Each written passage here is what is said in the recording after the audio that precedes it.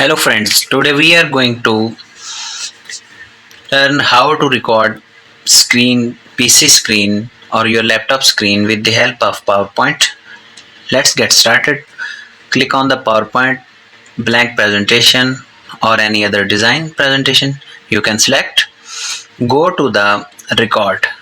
Remember that I am using Microsoft Office variant 2022. Here is an option of screen recording.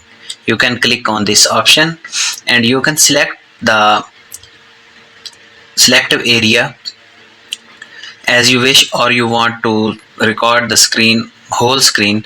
You can do as per your choice. I click on this selective area and I will select an area which I want to record. I have selected this and now start on the record. Hello everyone, we are going to record this screen with the help of PowerPoint. Okay, now click on the stop button.